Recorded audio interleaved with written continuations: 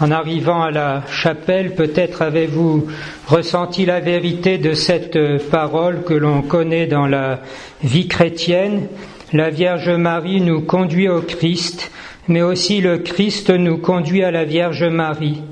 C'est en effet en tenant la main de Marie pendant notre ascension qu'en arrivant au centre de l'Église, nous voyons Jésus et Jésus-Christ crucifié. Comme c'est la Vierge Marie qui nous conduit, nous ne redoutons aucun mal, nous nous réjouissons au contraire de nous trouver dans notre maison avec la mère de famille, avec le Christ Jésus, et ainsi introduit au cœur même de la Sainte Trinité, dont tout le dessein a été de se communiquer et de s'ouvrir à nous pour l'éternité.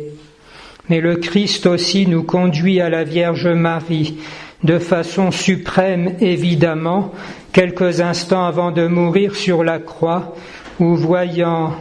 près de la croix de Jésus sa mère et le disciple qu'il aimait, dit à sa mère « Voici ton fils » et au disciple « Voici ta mère ». Et dès cet instant, note l'évangéliste, le disciple l'a pris chez lui. Si le Seigneur nous conduit à sa mère, c'est parce que c'est auprès d'elle, avec elle, grâce à elle, que nous pourrons le mieux entrer dans le mystère du Christ et être remis toujours dans la vérité de sa grâce pour pouvoir en profiter et ainsi parvenir jusqu'à la patrie. Nous allons maintenant,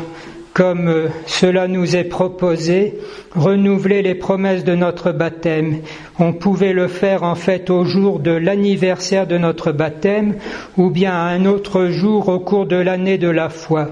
Peut-être cela a-t-il été fait dans nos différentes paroisses ici ou là, ou dans les cathédrales des diocèses. Mais peut-être aussi pouvons-nous profiter de ces instants de grande intimité avec la Reine du Ciel, qui est aussi notre Mère, pour qu'elle nous permette de faire cette démarche, pour qu'il s'ensuive un changement profond dans tout notre être, et en particulier que nous devenions des instruments dociles entre les mains de Dieu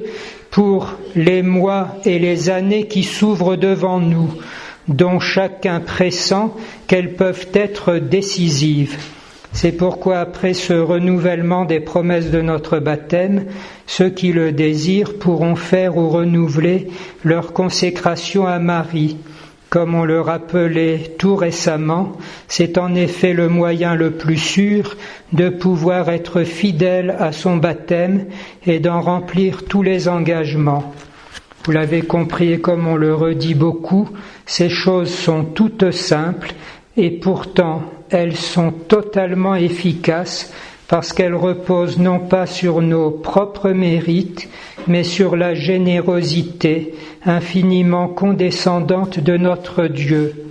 qui ne se résigne pas à perdre notre monde, mais veut aussi trouver sa gloire dans le plus grand nombre.